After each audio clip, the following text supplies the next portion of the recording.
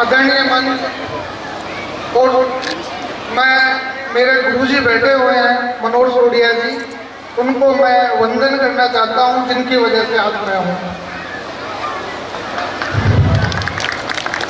मैं भाव विभोर हूं इस अवसर पर कि मैं आखिर बोलूं तो कैसे बोलूं।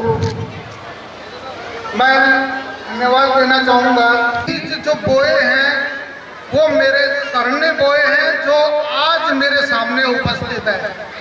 कोई कहता है ना कि जैसे आप भगवान को याद करते हैं और कहते हैं कि सखी, मैं सर को ये कहूंगा कि जो मुझे आज मिला, जिस जमाने में 6th क्लास में इंग्लिश चला करती थी, वो मुझे गुरुजी ने 2री क्लास में और 3री क्लास में सिखा दी थी।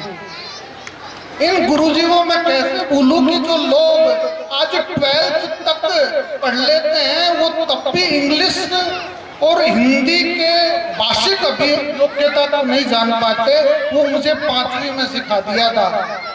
मेरे गुरुजी मनोज सोडिया जी, ओम प्रकाश सोडिया जी, सैनी जी, रमेश जी, जगदीश जी, सतीश जी, नरसिंह जी और प्रसादी लाल जी, मैं इन सबको यूं समझिए कि मैं रोज याद करता हूं कि ऐसा कहते हैं कि इस जीवन में 3 ऋण होते हैं और 3 ऋणों में एक ऋण होता है गुरु ऋण।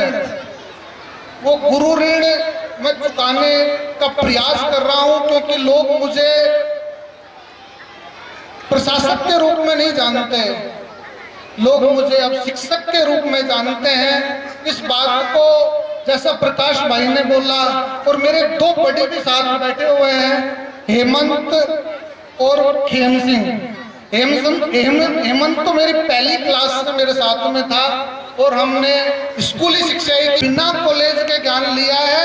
मैंने कोई कॉलेज नहीं की, मैं प्राइवेट स्टूडेंट्स के रूप में मैंने काम किया, पढ़ाई की और 12th तक की शिक्षा ली है। और 12th तक का मेरा साथी है हेमंत और दूसरा मेरा साथी 11th 12th का है खेम सिंह। आज भी मुझे याद है खेम सिंह की वो नटखट बातें मैं यहाँ नहीं कहूंगा इस मंच पर, लेकिन मैं सबसे बड़ी बात कर रहा हूँ कि मैं गुरु ऋण को उतारने का प्रयास कर रहा हूँ शिक्षा के माध्यम से। शिक्षा और नोबेल पैसा को हमारे भाई जगेंद्र ने अपनाया है, मैं दूसरे तरीके से अपना रहा हूँ, जिसको कई लोग मुझसे कहते हैं, पता नहीं कहते हैं नहीं कहते, कि ये तो कमाई के लिए कर रहा है। मेरा कोई उद्देश्य नहीं है कमाई का। मैं चाहता हूँ कि जो मेरे गुरु ने मुझे दिया है उसका मैं ऋण चुका सकूं। कारण क्या होता है कि जो शिक्षा एक ऐसा माध्यम है जिसके माध्यम से आप अपना जीवन सुधार सकते हो। मुझे आज भी पता है कि मैं कल कहाँ था और आज कहाँ हूँ। इस बात का मुझे गुमान तो नहीं, लेकिन लोग मुझे कभी कभार अभिमान करा देते हैं कि तुम जहाँ हो वहाँ अच्छा आदमी नहीं पहुंच सकता, लेकिन फिर भी मैं जमीन पर रहता हूं। और इन बच्चों से मैं यही कहना चाहूंगा कि ये छोटे छोटे नन्हे बच्चे कल हम इनकी तरह ही थे। और मैं ईपीएस स्कूल के संचालक जगेंद्र भाई से कहूंगा कि उसने इंजीनियरिंग की, उनकी वाइफ और मेरी भाभी जिनसे मैं कोई 15 साल पहले मिला था, तो उन्होंने उस समय बीएड कर रही थी, तो उन्होंने जो बीएड की उपयोगिता यहाँ दर्शाई है, तो इन बच्चों को अच्छी तरीके से तैयार करें। क्योंकि मैं एक आईएएस अपवर्ग आईएएस के नाम से एक संस्थान चलाता हूँ जो केवल सिविल सर्विसेज के लिए बच्चों को तैयार करती है। उसमें जो आप कह रहे होंगे कल सीबीएसई का रिजल्ट आया, 10th क्लास में 12th क्लास में 99% 100% वाले बच्चे मिल रहे हैं। ये बच्चे हमारे पास आईएएस और आरएएस में आते हैं, लेकिन उनसे हम संतुष्ट नहीं हैं। वो जो एक बच्चों की जो फौज हम तैयार कर रहे हैं, वो बच्चे क्वालिटी के नाम पर कुछ नहीं हो पा रहा है।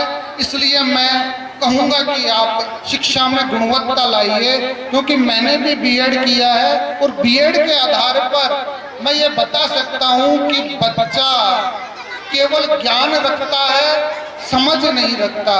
बच्चों में समझ विकसित कीजिए, बच्चों में उपयोग आधारित बातों को सिखाइए ताकि वो अपने जीवन में ढाल सके। मैं आज जब भी बच्चों को देखता हूं तो उनसे कहता हूं कि ज्ञान हमें नहीं चाहिए, ज्ञान तो इंटरनेट दे देगा। यदि उस ज्ञान को अपने जीवन में उतारना चाहते हो, उस अपने समझ को बढ़ाना चाहते हो, तो बच्चों को अच्छी शिक्षा दीजिए। आज चैट जीपीटी का जमाना है, जीपीटी 4.0 का जमाना है और अभी बार्ड भी आ गया। वो कहते हैं कि सब कुछ ले लेगा वो आपसे, लेकिन आपकी समझ और उपयोगिता नहीं लेगा। तो इसलिए आपको ये करना चाहिए। और अभिभावक भी साथ में बैठे हैं और जो पेरेंट टीचर मीटिंग्स होती है उसमें स्पेशली ये कहिए कि मुझे बच्चों को ज्ञान नहीं दिलाना, मुझे बच्चों को समझ दिलानी है और बच्चों में उपयोगिता को बढ़ावा देना है ताकि जो भी वो सीखे अपने जीवन में उतार सके। मैं एजुकेटर ही नहीं, एडमिनिस्ट्रेटर भी हूँ और एडमिनिस्ट्रेटर होने के नाते इंडस्ट्रीज एंड कॉमर्स डिपार्टमेंट्स में अभी मैं काम कर रहा हूँ। इंडस्ट्रीज एंड कॉमर्स डिपार्टमेंट्स में एक इनोवेटिव आइडियाज की जरूरत होती है, एक एंटरप्रेन्योरशिप की जरूरत होती है।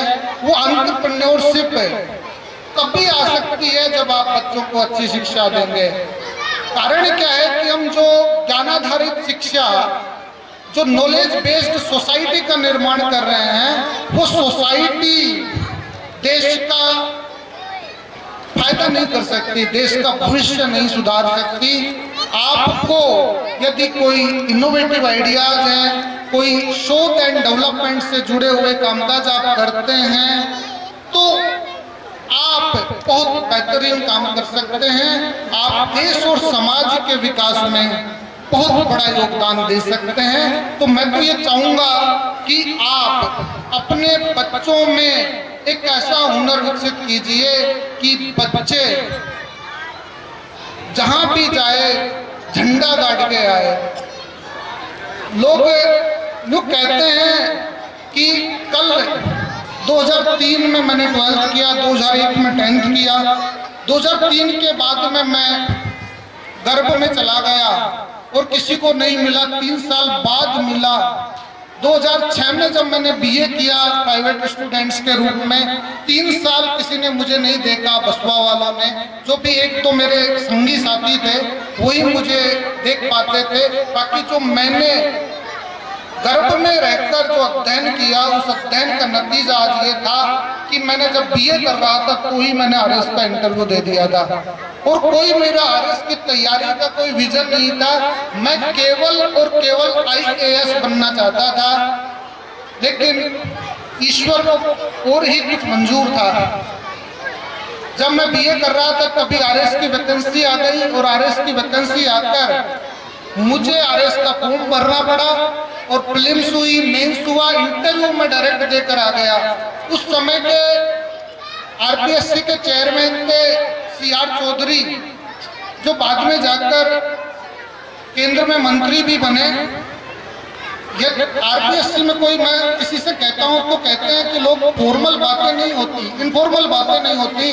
मुझसे जब मेरा इंटरव्यू ले रहे थे, पहला इंटरव्यू, उन्होंने कहा कि गणेश कहाँ के हो, तो मुझसे केवल ये निकला कि बसवा का। मैंने ये नहीं बोला कि दौसा जिले का हूँ, बसवा का हूँ। उन्होंने ये कहा कि बेटा बहुत अच्छा बोलते हो, बहुत अच्छी आपकी तर्क शक्ति है, विश्लेषणात्मक शक्ति है। आरएस में तो आपका मेंस और इंटरव्यू के आधार पर चयन होगा, कहाँ होगा कहाँ नहीं होगा, लेकिन आप आईएएस बनने लायक हो, इसलिए आपको आईएएस की तैयारी करनी चाहिए। तो मेरा खून और बढ़िया तो आया ही नहीं था। बाद में स्थितियाँ रही कि 2010 में मैं इंडस्ट्री सर्विस में चयनित हुआ। चयनित होने के बाद में मुझे आईएएस में बाद में जाना पड़ा। उस समय का मेरा साथी हेमंत है, जब मेरा पहली बार आईएएस में प्रीलिम्स हुआ, 3 प्रीलिम्स नहीं हुए मेरे आईएएस में, जो आईएएस का दम भरता था। चौथा बार प्रीलिम्स में हेमंत मेरे साथ में था। हेमंत मुझे दिल्ली में मेंस के जब टेस्ट पेपर्स के लिए लेके गया, मैंने उस साल आईएएस का इंटरव्यू दिया। 2015 किसी को भी पता नहीं है मैंने आईएएस का इंटरव्यू गोपनीय रूप से दिया। लोग कहते हैं कि जब किसी को बता देते हैं तो वो सारी एनर्जी दूसरी ओर चली जाती है। मैंने 2015 में नहीं बताया, मैंने 2 बार आईएएस का इंटरव्यू दिया और 2016 को मैंने स्किप किया। 17 में मैंने आईएएस का मेंस दिया, शायद हेमंत को भी पता नहीं है। 2017 मैंने आईएएस का मेंस दिया और उस साल मेरे अच्छे रैंक आने के चांसेस थे, लेकिन दुर्भाग्य से मेरा मेंस भी पास नहीं हुआ। लेकिन उसको मैंने एक नियत भी समझ ली और प्रकृति का एक उपहार समझ लिया कि ईश्वर ये नहीं चाहता, कुछ और चाहता है। उसके बाद मैंने सिविल सर्विसेज के लिए, आईएएस और आरएस के लिए मैं बच्चों को पढ़ाना शुरू किया।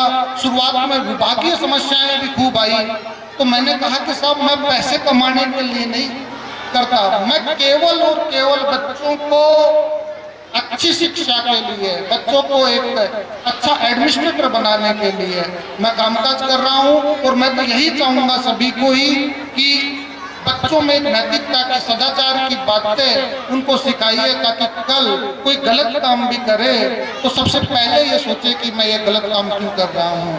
क्योंकि मेरे शिक्षकों ने मुझे सिखाया है कि नैतिकता और सदाचार क्या उचित है, क्या अनुचित है, जिसका पालन आज मैं कर रहा हूँ। मेरी सत्यनिष्ठा पर विभाग ने शुरुआत में आंच लगाई थी कोचिंग के नाम पे। वो कोचिंग का नाम पे भी अब कहते हैं कि ये ऐसा सिस्टम नहीं है। मेरी 2 किताबें बाजार में आ चुकी है। एक किताब का तो कल एग्जाम से नगर पालिका ईओ का, जिसकी 28,000 कॉपी पहली किताब की मेरी बिकी है मूमल प्रकाशन से। दूसरी योजनाओं की बिकी है। बाकी मैं अंत में यही कहूँगा कि आपको केवल अपना काम करना है और ईमानदारी से अपना काम करना है। ईश्वर या प्रकृति इस संसार में यदि कोई परम तत्व की स्थिति है तो वो आपके साथ न्याय करेगा, अन्याय नहीं करेगा। और लास्ट में मैं ईपीएस स्कूल को धन्यवाद देना चाहूँगा कि मुझको मेरी ही जन्मभूमि पर बोलने का मौका दिया। और साथ में मैं मेरे आदरणीय शिक्षक मनोहर सर को भी ये कहूँगा कि यदि गलती से मुझे कोई शब्दों में बदलाव या फेराव हो गया है तो मुझे माफ करना। और आप सभी ने मुझे सुना, इसके लिए आपका बहुत बहुत धन्यवाद। Thank you.